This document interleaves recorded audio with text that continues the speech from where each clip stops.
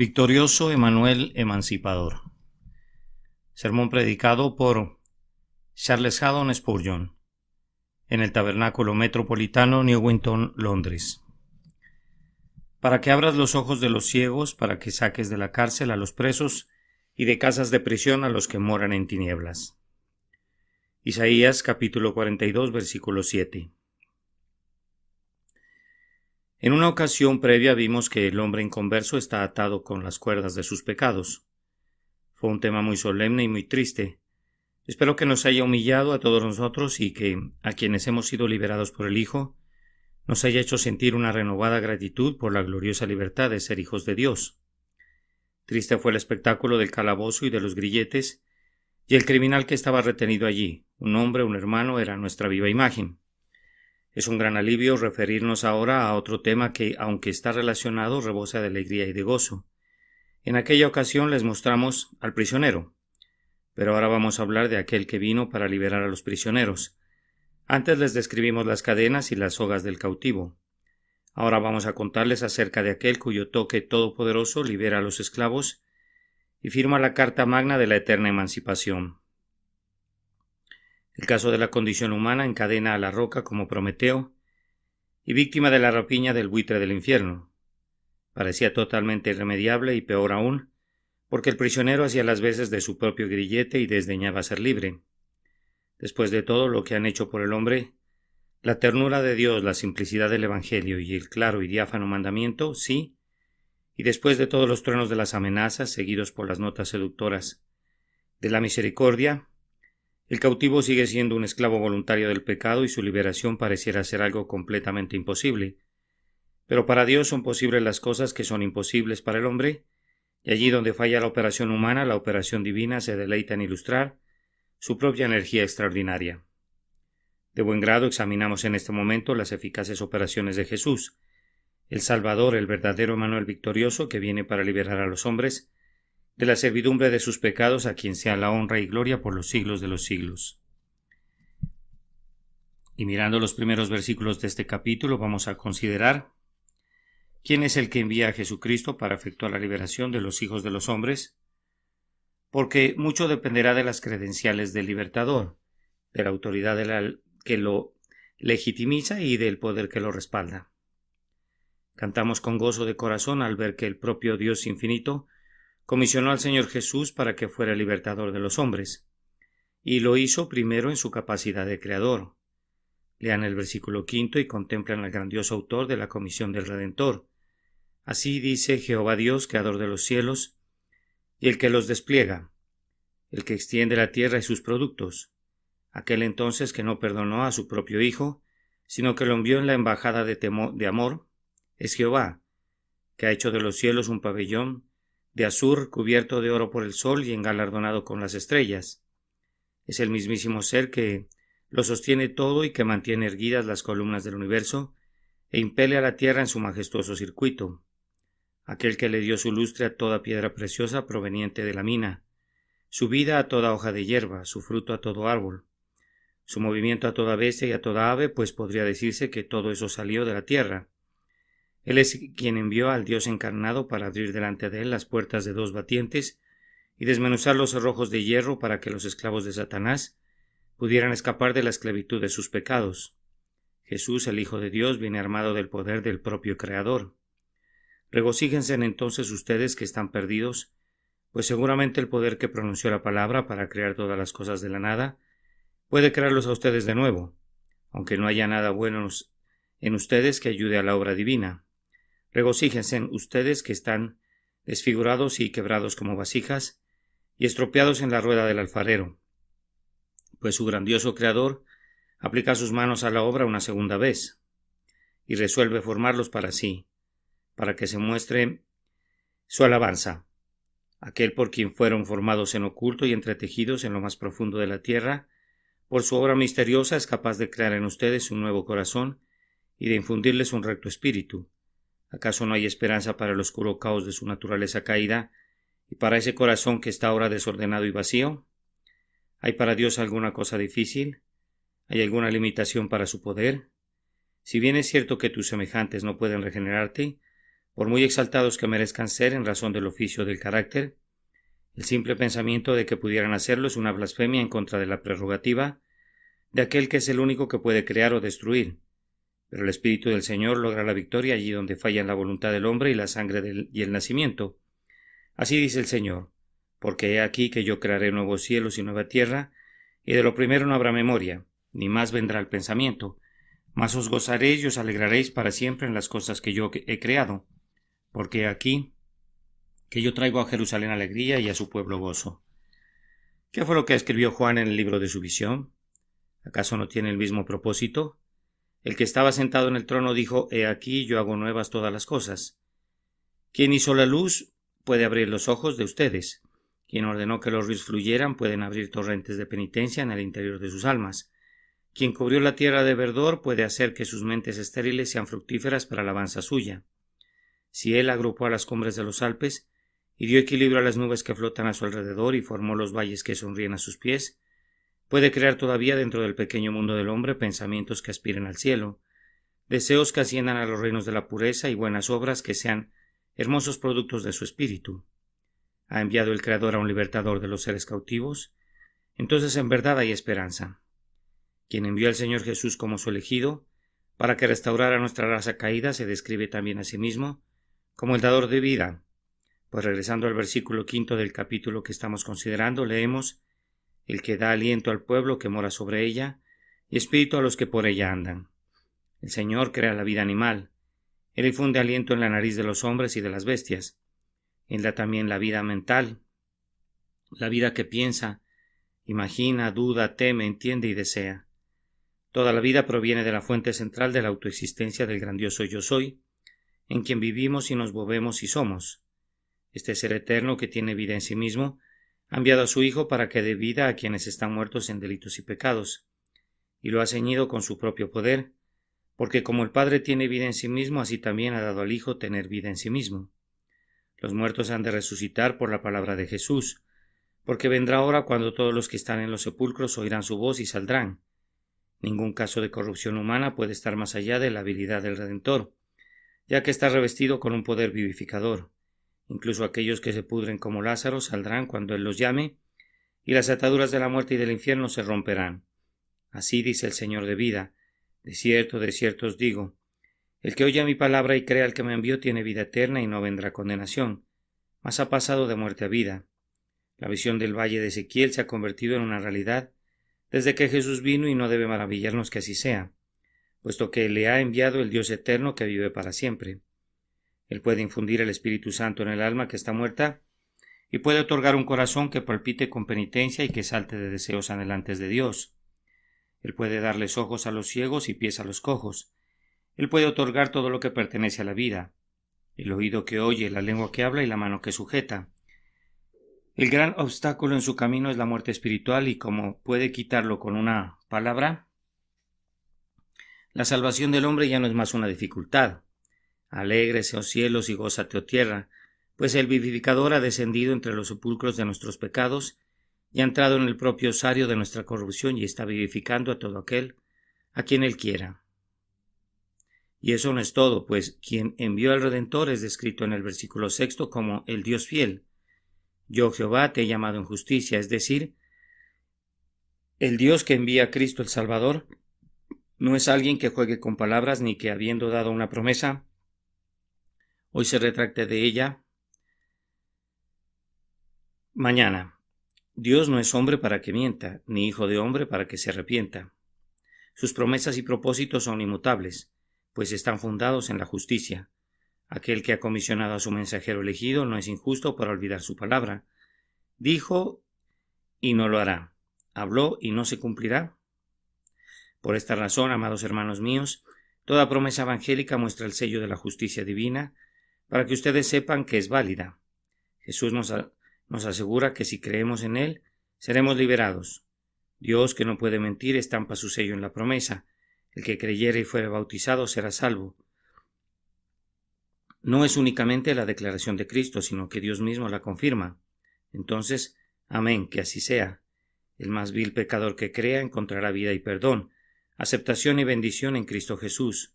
Oh trémulo ser, Tú no tienes que tratar con alguien que interpretará su promesa en un nivel inferior al que tú la entiendes, sino que tienes que tratar con uno que quiere decir más de lo que las palabras expresan, cuyos pensamientos son más altos que los pensamientos tuyos, así como son más altos los cielos que la tierra. Aun cuando tus pensamientos estén iluminados por su palabra, venid luego, dice Jehová, y estemos a cuenta. Si vuestros pecados fueren como la grana, como la nieve serán emblanquecidos. Si fueren rojos como el carmesí, vendrán a ser como blanca lana. Quien pronuncia estas palabras es el Señor, el fiel prometedor que ha enviado a Cristo, no para engañarlos con pretensiones falaces, sino para traer abundancia de gracia en realidad y en verdad a quienes confían en Él. Prosiguiendo con la lectura del mismo versículo, percibirán que el siempre bendito por delante del Señor Jesús es omnipotente, pues acaso no se añade te sostendré por la mano, te guardaré, lo cual significa que Dios dará todo su poder al mediador. Cristo es el poder de Dios. La omnipotencia habita en aquel que una vez fue inmolado, pero que ahora vive para siempre y puede salvar perpetuamente a los que por él se acercan a Dios. En el Evangelio hay una expresión tan manifiesta del poder divino como la hay en la creación y en el sostenimiento del mundo. Aquí está nuestro consuelo ante todos los asaltos que amenazan a la fe cristiana y ante todas las frustraciones que la Iglesia cristiana ha experimentado hasta la fecha. Emmanuel, Dios con nosotros, es todavía nuestra fortaleza. Estamos persuadidos de que la victoria final de la cruz es absolutamente cierta, pues se manifestará la gloria de Jehová, y toda carne juntamente la verá, porque la boca de Jehová ha hablado. La creación fue una obra de la omnipotencia y, sin embargo, no toda ella fue realizada de inmediato. El Señor habría podido moldear este globo habitable en un segundo de tiempo, si así lo hubiera deseado, y habría podido amueblar todos sus aposentos con una sola palabra de su boca. En lugar de eso, tenemos motivos para creer que se demoró un tiempo en su primera formación. En el principio, cuando creó los cielos y la tierra, y lo arregló y lo desarregló muchas veces antes de llegar a su constitución final, en los primeros 6 días de tiempo en que lo moldeó para que fuera una habitación idónea para el hombre. Incluso entonces, cuando llegó a la obra final, no fue en un día que edificó el caos para convertirlo en un hermoso hogar para la humanidad. No fue al principio que el firmamento dividió las aguas o que la tierra seca apareció sobre los mares. No fue sino hasta el tercer día que la tierra produjo hierba y la hierba produjo semilla, y el sol y la luna dividieron el imperio del día y de la noche, solo hasta que hubo amanecido el cuarto día. Por otro lado, las aves que vuelan en el firmamento abierto del cielo y las criaturas vivientes que se mueven en las aguas conocieron un nacimiento todavía posterior. Todo fue gradual. El Hacedor avanzó paso a paso y, sin embargo, nunca hubo algo menos que la omnipotencia en cada paso de su progreso. Entonces, hermanos míos, el Señor pudo haber convertido muy fácilmente al mundo entero a Cristo en el día de Pentecostés, pero sus decretos no tenían establecido eso. Se dio un avance en los tiempos apostólicos y la luz brilló en las tinieblas. Más adelante, la gran división entre lo celestial y lo terrenal se volvió marcada y clara, y la Iglesia se levantó como la tierra seca sobre los mares del pecado. Mientras que las plantas sembradas por la diestra del Señor produjeron su semilla y su fruto. Incluso ahora las lumbreras designadas alegran el cielo y el tiempo se apresura cuando el Señor bendecirá más evidentemente a sus seres vivientes y dirá: fructificad y multiplicaos y llenad la tierra. Pero todo es realizado gradualmente, según Él lo ha establecido. Nuestra impaciencia completa tu obra, y que tus ojos contemplen al segundo Adán en un mundo restaurado, en un segundo Edén. Pero Él se demora un poco y espera mientras sus grandes tardes y mañanas prefijadas llenan de un glorioso trabajo su semana. Él se deleita en la más noble labor de sus manos, y no es como el asalariado que desea ardientemente la sombra para poner fin a su onerosa tarea. Él se demora amorosamente y su mucha paciencia es salvación. Los decretos del Señor no se dilatan tanto. Considerando que en el cálculo divino y de acuerdo a la propia estimación del Señor, el fin vendrá pronto, aunque para los insolentes que se atreven a decir dónde está la promesa de su advenimiento, pareciera tardarse mucho. Cuán bendito será el gran final de la obra redentora. Entonces las estrellas matutinas cantarán al unísono y todos los hijos de Dios darán voces de gozo. El séptimo día de la redención eclipsará el día de reposo de la naturaleza. así como los nuevos cielos y la nueva tierra opacarán a los primeros. Un río más puro que Hiddekel regará al nuevo Edén. El árbol de vida que produce un fruto más rico crecerá en el centro del huerto, y entonces Jehová lo hizo.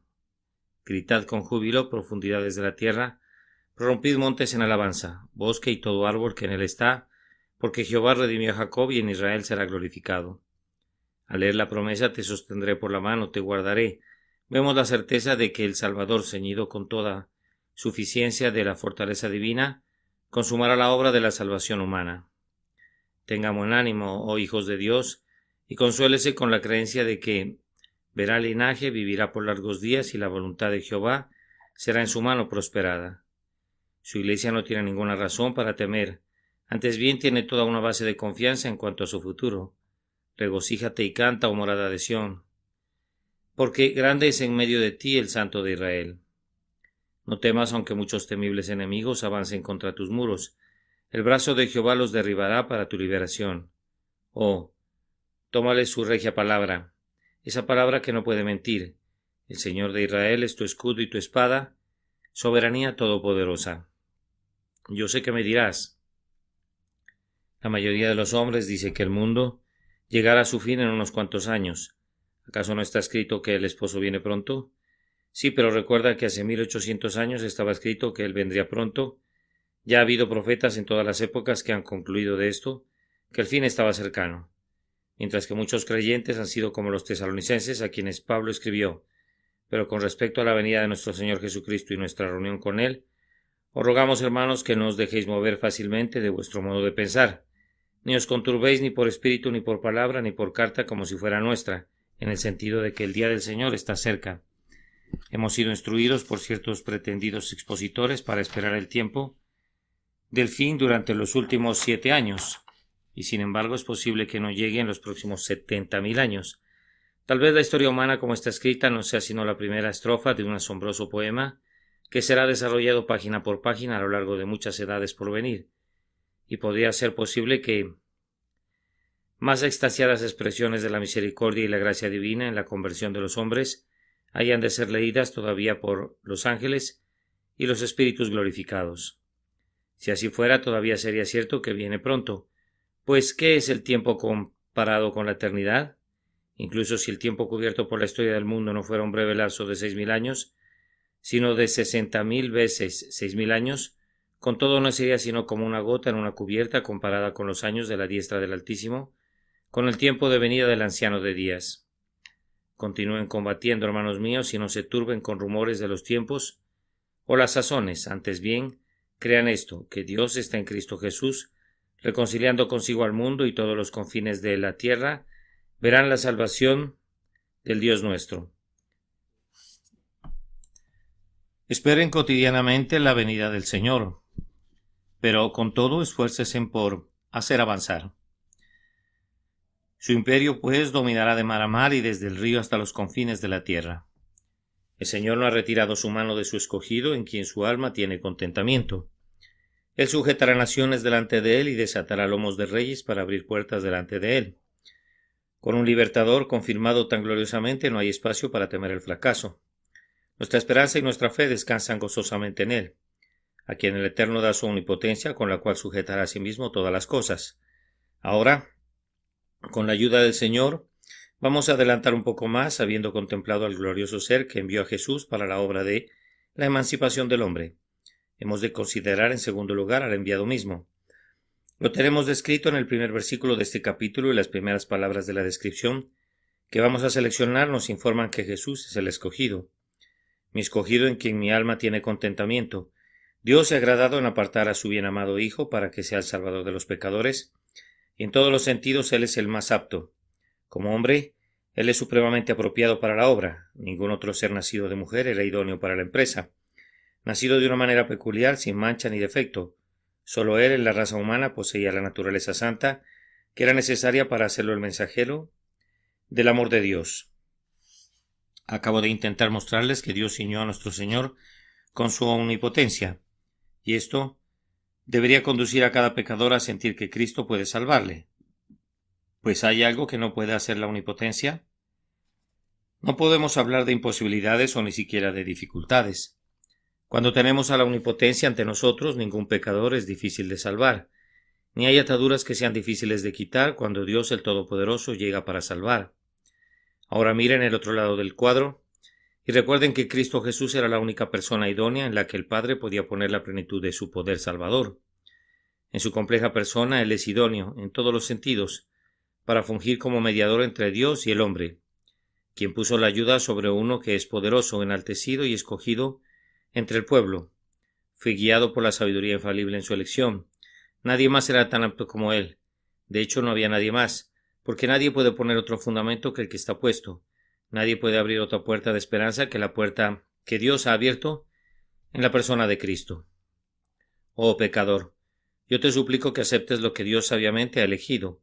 Haz que la elección de Dios sea tu elección voluntaria. En esta hora, constreñido por la gracia de Dios, di: si Dios ha elegido al Señor Jesús como la propiciación por el pecado, mi corazón lo acepta a Él como la expiación por mi pecado, sintiendo que sólo Él puede salvarme. Si eliges así al elegido del Señor, encontrarás que Él es precioso. Pero en el primer versículo también se nos informa que el Señor Jesús es ungido para esta obra. Igual que fue escogido para la misma, he puesto sobre Él mi espíritu. Ahora el Espíritu Santo es el más grande de todos los actores en el mundo de la mente. Él es quien puede iluminar, persuadir y controlar a los espíritus de los hombres. Él hace lo que quiere con la mente. De la misma manera que en la primera creación, el Señor obró con la materia como quiso.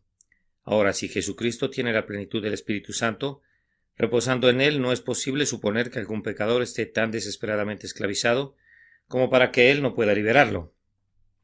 Estamos a punto de hablar acerca de ojos ciegos que han de ser abiertos, pero en la luz del Espíritu Santo, ¿qué ojos necesitan permanecer siendo ciegos?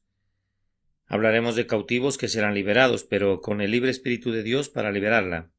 ¿Qué alma necesita estar atada? Hombres valerosos han enseñado doctrinas que han emancipado de la esclavitud de la superstición a las mentes de sus semejantes, pero las enseñanzas del Espíritu Santo liberan a las mentes de la servidumbre de todo tipo y liberan a los hombres delante del Dios viviente. Trémulo pecador, acepta a Cristo como tu Salvador. Dios lo designa y Dios lo unge. ¿No bastan estas dos razones para hacerlo aceptable para tu alma? Además, se describe al Redentor diciendo que es manso y humilde de corazón, lo cual debería recomendarlo mucho ante todo espíritu humilde y contrito. No quebrará la caña cascada ni apagará el pábilo que humeare. Necesitamos un Salvador que pueda conmoverse con el sentimiento de nuestras debilidades, y Jesús lo es. Las almas conscientes de pecado son muy sensibles y están agitadas por muchos temores. Curar una conciencia herida no es el trabajo de un necio, sino la labor apropiada para el médico más experimentado. Vean entonces cuán idóneo es Cristo. No ha dicho nunca todavía una palabra áspera a una alma que deseaba encontrar misericordia de sus manos. En los registros de su vida siempre lo podrán ver, probando algún espíritu ansioso, pero nunca lo verán repeliéndolo. Cuando la fe débil solo podía tocarle el borde de su manto, con todo fluyó de él el poder. Cuando el leproso le dijo: Señor, si quieres puedes limpiarme, se trataba de una fe pobre, pero esa fe lo salvó. Aunque no puedas creer todavía como quisieras, di no obstante: creo, ayuda a mi credulidad, y él no te rechazará. Mira el pábilo que humea, que no produce ninguna luz, y más bien genera mucho humo ofensivo. Sin embargo, tal vez un fuego vivo permanezca allí, y por tanto el tierno Salvador no lo apagará, sino que lo avivará hasta convertirlo en llama. ¿Y cómo desfigura la música de las flautas esa caña cascada? Sácala y quiébrala. Eso harían los hombres, mas no el amigo del pecador. Él la hace perfecta de nuevo y difunde con ella la música de su amor. Oh tú que en tu propia estimación eres completamente indigno, que solo eres apropiado para ser desechado, que eres incompetente para vivir e incompetente para morir. Jesucristo, el manso, te dará la misericordia si tú lo buscas, y al dártela no te reprochará. Oh hijo errante, Jesús te presentará al Padre, quien te besará con besos de su amor, y te despojará de los andrajos del pecado y te vestirá con las gloriosas vestiduras de justicia. Solo acude a Él, pues es alguien que no puede rechazarte. ¿Cómo puedo acudir?, preguntará alguien. Una oración te llevará, un deseo ansioso será como un carruaje para ti. Una confianza en Él te habrá llevado y Cristo es tuyo. Si lo aceptas ahora, si tu alma está realmente dispuesta a tener a Cristo, Cristo te ha dado esa disposición y ya ha comenzado a liberarte. Que estos pensamientos concernientes al grandioso emancipador te animen a poner tu confianza en Él. Un punto más en este mismo sentido. El Cristo ha venido para salvar a los hijos de los hombres, es perseverante hasta el límite, no se cansará ni desmayará hasta que establezca en la tierra justicia y las costas esperarán su ley. Los hombres son renuentes a ser salvados, no desean salir de sus calabozos, pero Jesucristo no cesará de enseñar, no cesará de buscar y no cesará de salvar hasta que todos sus elegidos sean redimidos de la ruina de la caída y una multitud que no se puede contar circuncide el trono del Padre. Alma, yo te digo que si Cristo quiere salvarte, te salvará, rastreará tus pisadas sin importar cuánto te descarríes. Si te escaparas una y otra vez de las flechas de la convicción y te hundieras una y otra vez en el pecado, con todo él te buscará y te encontrará. Oh, no te demores, antes bien cede a su poder. Yo oro pidiendo que él extienda su brazo soberano en este momento y te rescate de ti mismo. Si tu corazón fuera tan duro como el diamante, o como la muela inferior del molino, él puede disolverlo con un contacto. Oh, que el martillo que pulveriza las rocas cayera sobre ti ahora. Él es poderoso para salvar, él puede demostrar su poderío en ti. Es tiempo de que expongamos el texto mismo y revisemos la obra misma. De acuerdo al texto, la obra de gracia del Mesías está dividida en 3 partes, de las cuales la primera es abrir los ojos de los ciegos. Aquí tenemos una notable obra que aporta mucha gloria a nuestro Señor. El entendimiento del hombre se extravía en relación al conocimiento de Dios, al verdadero sentido del pecado, al entendimiento de la justicia divina y a una recta valoración de la salvación. El entendimiento, que es el ojo del alma, está entenebrecido, pero cuando el Salvador ungido viene, quita las escamas de nuestra oftalmia mental y en la luz de Dios vemos la luz.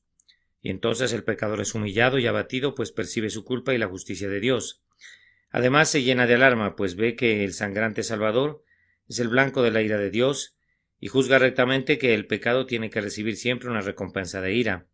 Pues si el pecado colocado sobre Cristo fue castigado, ¿cuánto más el pecado personal debe involucrar el destierro de la presencia del Altísimo? El pecador es entonces conducido a ver que el único camino en que el pecado puede ser quitado es por medio de los sufrimientos expiatorios de un sustituto. Es conducido a ver que la expiación es válida para él cuando cree. Es conducido a entender en qué consiste la fe. Él en verdad cree, confía y luego, al confiar, es llevado a ver la integridad del perdón y la gloria de la justificación que nos viene por la fe en Cristo. Podría pensarse que es algo fácil que los hombres vean, habiendo sido instruidos en la doctrina desde su niñez y habiéndola oído incesantemente desde el púlpito. Pero créanme, por sencillo que eso parezca, nadie la recibe a menos que le sea dado del cielo. Podríamos decirles a todos los que hayan visto todo eso, bienaventurado eres, porque no te lo reveló carne ni sangre. Muchos de nosotros oímos el Evangelio desde nuestra niñez, pero mientras el Espíritu Santo no nos explicó en qué consistía ser un pecador y en qué consistía creer en Jesús, no conocíamos ni siquiera los rudimentos del Evangelio. Nosotros mismos estábamos en tinieblas, aunque la luz brillara en torno nuestro, y no podía ser de otra manera, pues nuestros ojos no habían sido abiertos. Cuando Jesús vino, lo vimos todo, y entendimos el misterio. Nuestros ojos, que una vez estaban ciegos, nos vieron claramente perdidos, y vieron a Cristo sufriendo en nuestro lugar. Creímos en Él, nuestros pecados desaparecieron y fuimos aceptados en el amado. Mi querido amigo, si buscas reposo, pido al Señor que abra tus ojos para que veas las cosas sencillas del Evangelio. Un roce de su dedo te hará sabio para salvación. No hay necesidad de que estudies los 21 volúmenes en el folio de Alberto Magno, y ni siquiera los 52 volúmenes de Juan Calvino, pues todo el secreto del Evangelio radica en estas pocas palabras: cree y vivirás. Sin embargo, tú no puedes abrir el ataúd a menos que el Señor te proporcione la llave secreta. Se necesitan unos ojos abiertos para poder ver incluso a través de una ventana de cristal. Así el claro testimonio del Evangelio es oscuro para los ojos ciegos. La siguiente obra del Mesías, de acuerdo al texto, es sacar de la cárcel a los presos. Esto, pienso, se relaciona con la servidumbre bajo la cual está el hombre por sus pecados. Los hábitos de pecado, cual redes de hierro, rodean al pecador sin que pueda escapar de sus mallas. El hombre peca y se imagina que no puede evitar pecar. Cuán a menudo nos dicen los impíos que no pueden renunciar al mundo, que no pueden redimir sus pecados con justicia y que no pueden creer en Jesús. Den a conocer a todos los hombres que el Salvador ha venido con el propósito de romper todo lazo de pecado del cautivo y de liberarlo de toda cadena del mal. He conocido a ciertos seres humanos que luchan contra el hábito de la blasfemia, otros luchan contra pasiones lascivas, y muchos más contra un espíritu altivo o un temperamento irascible, y aunque han luchado virilmente utilizando su propia fuerza aunque sin éxito, se han visto llenos de amarga desazón porque ellos mismos se traicionaron. Cuando un hombre cree en Jesús, su resolución debe volverse un hombre libre si cumple en gran medida de inmediato. Algunos pecados mueren en el instante en que creemos en Jesús, y ya no nos turban más, mas otros se aferran a nosotros y mueren gradualmente, aunque son vencidos al punto de que no volverán a enseñorearse de nosotros nunca más. Oh luchador, que batallas por alcanzar la libertad mental, moral y espiritual si quieres ser libre. Tu única libertad posible está en Cristo. Si quieres deshacerte de los malos hábitos o de cualquier otra servidumbre mental, no te voy a prescribir ningún remedio excepto este, que te entregues a Cristo el libertador. Las puertas de bronce ante Él se rompen, los grillos de hierro ceden. Ámale y odiarás el pecado, confía en Él y ya no confiarás más en ti mismo. Sométete a la influencia de Dios encarnado y Él aplastará la cabeza del dragón en tu interior. Y derribará a Satanás bajo tus pies. Ninguna otra cosa puede hacerlo. Cristo ha de recibir la gloria por tu conquista del ego. Él puede liberarte del yugo férreo del pecado. Él no ha fallado jamás y nunca fallará. Yo sinceramente le ruego a todo aquel que desee romper con el pecado, y debemos deshacernos del pecado o hemos de perecer por su causa, que intente este remedio divino y compruebe que le da una santa libertad. Pregúntenles a las miles de personas que ya han creído en Jesús y su testimonio confirmará mi doctrina. La fe en el Señor Jesús es el fin de la servidumbre y la alborada de la libertad. La última parte de esta obra divina es sacar de casas de prisión a los que moran en tinieblas. Esto lo vamos a aplicar para quienes están verdaderamente emancipados, pero que, con todo en razón del desánimo, permanecen en el oscuro calabozo. En nuestros deberes pastorales tenemos que consolar constantemente a personas que están libres de sus pecados, habiendo obtenido el poder sobre ellos por la gracia divina, pero que, con todo, están sumidas en la tristeza. La puerta está abierta, los barrotes han sido rotos, pero con extraña obstinación por el desánimo. Permanecen en la celda del miedo en la que no tienen necesidad de continuar ni por un instante. No pueden creer que estas cosas buenas sean verdaderas para ellos. Perdonados ellos, podrían creer que cualquier otro individuo se ha perdonado, pero no ellos. ¿Ser hechos hijos de Dios? No. Podrían tener esperanza por sus hermanas. Se gozan al saber que su padre es un hijo de Dios. Pero en cuanto a ellos, ¿pueden tales bendiciones caer realmente en suerte sobre seres tan indignos? Hemos hablado con cientos de esos individuos y hemos intentado consolarlos, pero solo nos hemos dado cuenta de que nuestra incapacidad en el arte de la consolación es grande. Son ricos en invenciones para la tortura autoinfligida e ingeniosos para escapar del consuelo. Pero el bendito Señor de nuestras almas, cuyo oficio desde que cayó Adán ha sido vendar los corazones quebrantados, nunca fue frustrado. Cuando su eterno, más bien espíritu, viene para ungir con el aceite del gozo, cambian pronto las cenizas y las convierten en algo hermoso. El apesadumbrado centinela de las vigilias de la noche ha de regocijarse cuando se despunte el día y brilla el sol de justicia. Aunque yo les hablo con un lenguaje muy común, el tema es en sí mismo muy rico. Este único pensamiento debería hacer que sus corazones dancen de gozo. Pensar que el Cristo de Dios asume la tarea de levantar a los espíritus decaídos y desesperados y de llevarlos una vez más a la esperanza y al gozo. Yo sé quienes se regocijan al oír esto. Aquella mujer que todos estos largos años ha estado en servidumbre espiritual, aquel joven que ha aguantado una carga secreta un mes tras otro, aquel anciano que anhela encontrar a Cristo antes de encoger sus pies en su lecho mortuorio y que piensa que su hora de gracia ha pasado. Hombre, no es como tú piensas. Cristo es todavía todopoderoso para salvar. El mensaje anuncia todavía: el que en él cree no es condenado. El que quiera tome del agua de la vida gratuitamente. A todos los sedientos, venid a las aguas, y los que no tienen dinero, venid, comprad y comed. Venid, comprad sin dinero y sin precio, vino y leche. Prisioneros de la esperanza, su libertador está cerca, el alcance, más bien al alcance de la mano. Confíen en él y sean libres. Aunque pareciera una fe arriesguense en él. Él no puede rechazarlos y no lo hará. Él proclamará un jubileo y libertará a todo esclavo. Vean entonces cómo nos bendijo el grandioso Redentor. Jesús el Cristo hace bien todas las cosas. Él aclara el entendimiento. Él rompe el poder de los hábitos pecaminosos. Él quita el peso del abatimiento. Él lo hace todo. Cristo Jesús, el Hijo de María y el Hijo de Jehová, es hombre y hueso de nuestro hueso y carne de nuestra carne, y sin embargo, es Dios sobre todo bendito para siempre. Aquel que murió en el Calvario, cuya sangre preciosa es la panacea para todos los males humanos, es el libertador de nuestra raza caída y solo Él. ¿Cuál es el designio de Dios en todo esto? Esta pregunta tiene su respuesta en el versículo que está a continuación de nuestro texto. Yo, Jehová, este es mi nombre, y a otro no daré mi gloria. El gran propósito de Dios en Cristo era la manifestación de sus propios atributos gloriosos. Es una sencilla verdad, aunque es grande en consuelo, pues si el pecador que ha sido un atroz ofensor en contra de las leyes humanas y divinas que se concibiera como un sujeto impropio para la gracia de Dios, yo lo tomaría de la mano, y para que la desesperación no lo condujera a pecar más todavía, pondría esta verdad claramente delante de él. ¿Dónde es más glorificada la misericordia? ¿Acaso no lo es al pasar por alto las más graves ofensas? Tú has cometido graves ofensas, entonces hay espacio para ti, o más bien en ti, para que la misericordia sea manifestada grandemente. ¿Dónde es más glorificada la gracia? ¿Acaso no lo es en la conquista de las más violentas pasiones? Tú la experimentas, por tanto la gracia puede ser glorificada en ti. Vamos, pecador de dura cerviz, en vez de ser un sujeto indigno de la gracia, me aventuraré a decir que tú eres uno de los sujetos más apropiados en todos los sentidos. Hay espacio suficiente en ti para que obre la gracia. Hay espacio en tu vacío para la plenitud de Dios.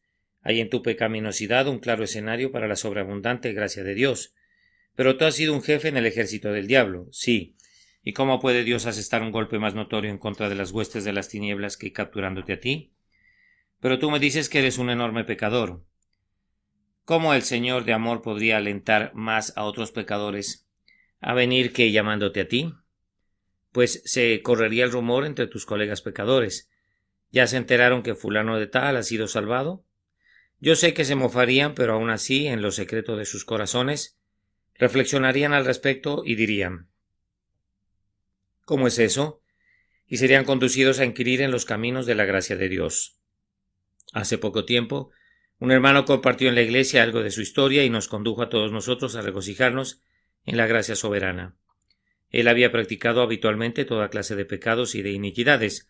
Su profesión había sido durante algunos años la de un reconocido contrabandista, y en ese curso de vida fue llevado a coludirse con la escoria de la sociedad. También tenía experiencia en el arte pugilístico, y eso todos lo sabemos es todo lo contrario de tener una tendencia a la elevación. Pero él vino al tabernáculo y aquí Jesús se encontró con él, y el hermano se regocija ahora enseñando a otros el evangelio que una vez rechazó. Pero, ¿qué piensan ustedes que ha acostumbrado a hacer estos 3 años? Algunos de nuestros hermanos predican en las calles y él los acompaña, y después de que han comentado acerca de lo que puede hacer la gracia de Dios, nuestro amigo se levanta y dice, humilde pero valerosamente: yo soy un testigo viviente de lo que puede hacer la gracia. Puedo declararles lo que el amor de Dios ha hecho por mí. Si el sermón que precede a su breve comentario no interesó a la gente, con toda seguridad se verán impactados con un testimonio personal, pues en algunas localidades mucha gente de la calle lo conoce y al mirarlo dicen: vamos, ese viejo, o más bien, ese es el viejo amigo fulano de tal, y el testimonio que da obra poderosamente entre sus viejos amigos y conocidos. Entonces, si hablo ahora con alguien que haya sido un gran ofensor, o un borracho o cualquier otra cosa, te digo que si mi Señor te libera y te alista en su ejército, habrán voces que brotarán de las huestes de Israel, que harán que resuene el cielo, mientras que los filisteos temblarán, pues su Goliat será eliminado y de su cuerpo muerto surgirá un nuevo Adalid para luchar por el Señor de los ejércitos. Si el Señor salvara a los hombres por sus méritos, no habría ninguna esperanza para los grandes pecadores ni la habría para nadie. Pero si no salva para su propia gloria, para enaltecer su gracia y su misericordia entre los hijos de los hombres, entonces nadie debe desesperar. Yo predicaría el Evangelio hasta en las propias puertas del infierno y lo proclamaría entre las fauces de la muerte de Dios. Si Dios, para glorificar su gracia, libera a los cautivos, entonces ¿por qué el pecador más merecedor del infierno, cuyo corazón es como acero templado, no se vuelve un monumento del poder de Cristo para salvar? Yo recuerdo a uno que solía decir que si Dios tuviera misericordia de él, esa misericordia fluiría de manera ininterrumpida, y esta podría ser muy bien la resolución de todos nosotros. Que si la gracia nos salva, la tierra y el cielo han de oír continuamente nuestras alabanzas, tal como lo expresa uno de nuestros himnos. Entonces seré yo quien cante más fuerte entre la múltitud, mientras retumban las resonantes mansiones del cielo con gritos acerca de la gracia soberana. Sí, cada uno de nosotros cantará más fuerte, cada uno con una deuda mayor, cada uno, por tanto, deseando ser quien se incline más bajo y quien más alabe de todo corazón a la gracia que nos ha liberado. El tiempo vuela ante nosotros, los días pasan presurosos, los años corren veloces. ¿Cuánto tiempo pasará antes de que Cristo gane sus corazones? ¿Cuánto tiempo irán acerca de Él, pero continuarán rechazando su gracia? ¿Cuánto tiempo ustedes inconversos acariciarán sus cadenas y besarán sus grilletes? Volveos de vuestros malos caminos. ¿Por qué moriréis, oh casa de Israel? Buscad a Jehová mientras puede ser hallado, llamadle en tanto que está cercano. Deje el impío su camino y el hombre inicuo sus pensamientos, y vuélvasen a Jehová, el cual tendrá de él misericordia, y al Dios nuestro, el cual será amplio en perdonar. Amén. Victorioso Emmanuel Emancipador. Sermón predicado por Charles Haddon Spurgeon en el Tabernáculo Metropolitano, Newington, Londres. Para que abras los ojos de los ciegos, para que saques de la cárcel a los presos, y de casas de prisión a los que moran en tinieblas. Isaías capítulo 42 y versículo 7.